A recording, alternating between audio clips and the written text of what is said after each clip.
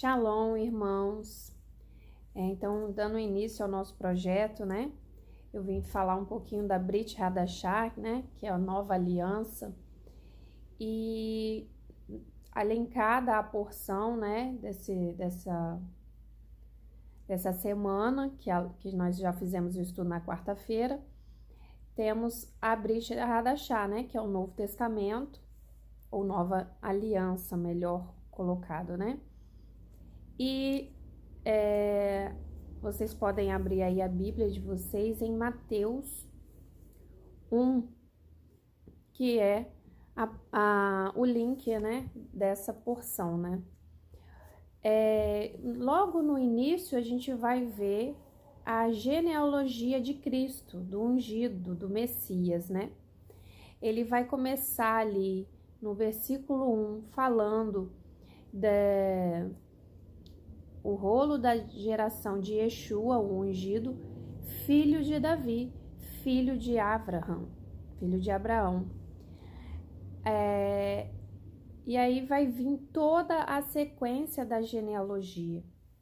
O que a gente pode analisar um pouquinho nessa genealogia é que temos citações de mulheres, né? E a genealogia geralmente é só citado os homens, né? Porque antigamente só se contava a semente, né, masculina, a geração a partir do homem.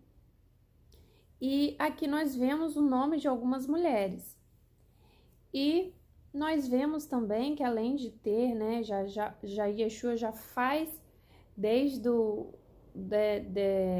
da genealogia, a gente já vê que Yeshua já não faz mais aquela questão, né? É diferente, né? Já inclui a mulher. E também nós vemos nessa genealogia muitas pessoas que passaram por processos na vida o tanto quanto duvidosos. O próprio Abraão, Isaac, Jacó, eles tiveram problemas na área da vida deles, na mentira, né? A gente vê retratado na Bíblia, né? Na Torá, nos estudos, que eles mentiram, eles pecaram, eles erraram. Então a gente vê uma genealogia que muitos falam assim, genealogia pura, porque veio da tribo de Judá, veio de Abraão, mas olhando pelo lado sanguíneo, né? Que é uma genealogia que segue o sangue, né? Até da tribo, né? E da geração.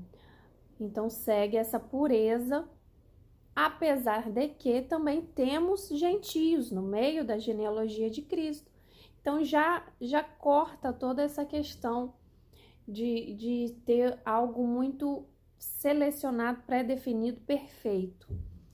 E a gente vê, no caso, mulheres, como eu falei, que também tiveram atos pecaminosos para gerar, como foi o caso ali de Tamar, né? E a gente vê homens que pecaram. Teve pessoas aqui nessa genealogia que fizeram coisas bem violentas. E aí a gente pensa, poxa, mas na genealogia de Cristo deveria ser pura, deveria ser santa. E não foi bem assim. Não foi bem assim, e isso já nos mostra, né, que Yeshua, ele veio remir os pecados. Ele não fez uma seleção de pessoas perfeitas para segui-lo, para servi-lo. Ele escolhe uma genealogia, Deus permite uma genealogia com homens pecadores, para vir um santo, para vir o perfeito que vai tirar o pecado, né? Então a gente vê já desde a genealogia, fazendo link lá com a porção, né? Que a luz, né? Haja luz, ele foi a luz. Desde que nasceu, ele já veio trazer a diferença, trazer o perdão dos pecados de todos nós que somos pecadores, que até a descendência era pecadora, a descendência tinha gentios ali fazendo parte, né? Então não tinha nada perfeito no homem, né? Como só ele é. E logo após a genealogia, né, a gente vê que a raiz de Davi é de Yosef, no caso de José, o que nos leva a crer que, por mais que Maria tenha sido concebida ali virgem, existe uma passagem que fala que ele viria da carne, né? Totalmente, 100% humano. E a gente que gosta de falar sobre o DNA, a gente sabe que o DNA humano, ele tem que ter os cromossomos masculinos e femininos, né? XX, XY, tem que ter o DNA dos dois. E como ele era 100% humano, isso nos gera até uma pergunta de que e como ele é da descendência de José, né, que vem de Davi, então essa semente, talvez plantada no ventre de Maria, ainda de uma forma que é sobrenatural, tenha sido de José. Isso é uma pergunta, né, que a gente pode se fazer também, ainda que esses estudos não sejam conclusivos nessa área, né? Mas, humanamente falando, tinha que ter uma semente de um homem, né? Porque senão seria uma espécie de híbrido, de mistura, né? E ali fala que o Espírito Santo repousou sobre ela, deu a cobertura, a proteção. Mas essa cobertura, essa proteção, não quer dizer, né, que não tenha tido a semente do homem, né, do Yosef. Não digo ato sexual, mas digo de alguma forma o DNA dele ali, sobrenaturalmente, no ventre dela. Mas isso aí é uma especulação, né, irmãos? A gente não pode afirmar diante dos estudos. A gente só sabe que foi algo sobrenatural, como foi com Abraão e Sara, né? Que Deus ali, sobrenaturalmente, fez com que eles pudessem conceber mais a semente dos dois mesmo, né? Então, fica também um questionamento, né? Pra gente aprofundar mais nos estudos. E logo assim a gente vai ver o nascimento de Yeshua, que aí fala, né, que a jovem, algumas traduções falam a virgem, dará a luz ao filho e será o seu nome Emanuel, segundo lá Isaías 7,14, que significa Deus está conosco, né? Conosco está Elohim aqui na minha tradução. Seguindo em diante, nós vemos no capítulo 2 a visita dos sábios. E eu acho interessante que essa questão dos sábios, né, eles eram astrônomos e entendiam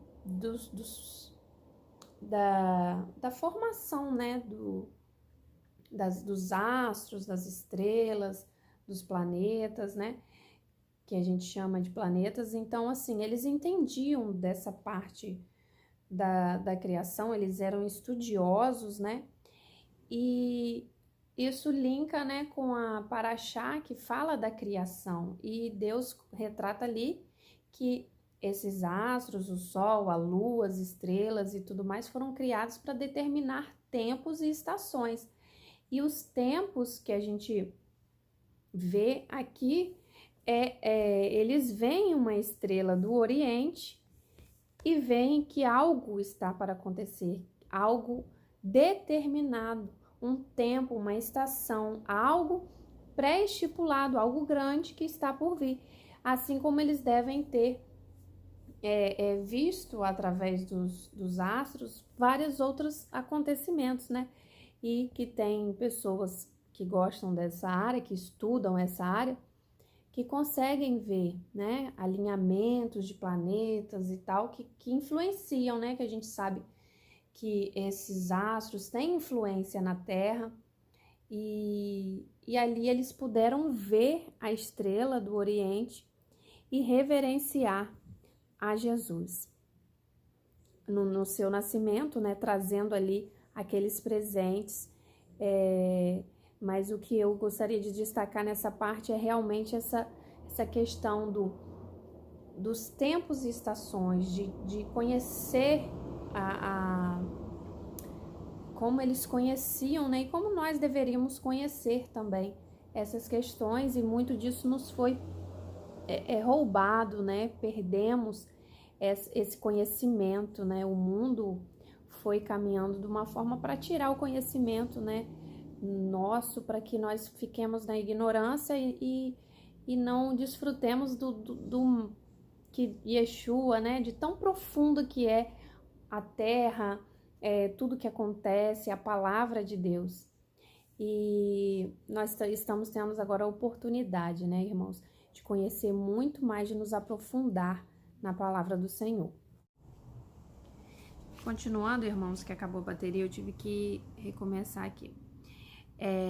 No capítulo 2 de Mateus, no versículo 6, está escrito assim: E tu, Belém, terra de Yahudá, de modo nenhum és a menor entre as principais de Yahudá, porque de ti sairá o guia que há de apacentar o meu povo Israel. E aí a gente vê que a Belém, né, a terra do pão, vai nascer o quê? O pão da vida, o pão que vai nos alimentar. Então, a Bíblia é muito profética, né? Ela já anuncia tudo, ela está totalmente conectada, tudo tem um sentido, tudo tem vida. Então, a terra do pão nasceu o nosso pão. Glória a Deus. E ali a gente vê que vai acontecer o episódio depois que, infelizmente, né, acaba matando os meninos de Belém, né, lá no 16. Então, Ordus, vendo que fora enganado pelos sábios, né, que a gente conhece a história, os sábios vão lá e ele tenta descobrir onde está esse menino, e os sábios meio que ignoram ele, finge que vão fazer, mas vão para lá e não fazem, né? Vão embora. E ele, vendo que fora enganado pelos sábios, irou-se grandemente e mandou assassinar todos os meninos de Belém e de todos os seus arredores, de 2 anos para baixo, segundo o tempo que com precisão inquirira dos sábios. Cumpre-se então o que foi dito Altíssimo por meio do profeta Irmiyahu. Gente, a minha Bíblia é hebraica, aí os nomes estão assim. Então, a gente vê, alguns estudiosos falam que essa passagem de tempo, que os sábios viram Jesus e voltaram, aqui parece que é direto, corrido, né? Mas que tem um intervalo de tempo aí. Por isso ele manda matar as crianças de até 2 anos. E aí é um grande lamento, uma grande tristeza. No versículo 18, ouviu-se um clamor em Ramá, lamentações e choro amargo. Rael chora a seus filhos e não se deixa consolar a respeito. Rael é Raquel, né? Raquel chora seus filhos e não se deixa consolar a respeito deles, porque já não existem. Isso aí está também em Jeremias 31:15. Então, há um grande lamento. Isso também é uma profecia, né, que se cumpre em vários tempos. E aí, quando o Ordus morre, né, Yeshua volta. E aí no versículo 23, né, finalizando, e veio e habitou numa cidade chamada Netzari, né, Nazaré, para que se cumprisse o que fora dito pelos profetas, ele será chamado Nazareno. Então a gente vê as profecias se cumprindo, todas as profecias se cumprindo em Yeshua. Tudo que os profetas falaram, profetizaram, ia acontecendo na história de Yeshua. E a gente vê que tudo tá ligado, né? Desde o antigo, né? Da Torá, os profetas e o Novo Testamento estão ligados, não estão separados, como muitas das vezes nós pensamos, né? Nós aprendemos. Mal conhecíamos, né? Eu estava até conversando aqui esses dias, mal conhecíamos o que era um tabernáculo, o que era, né?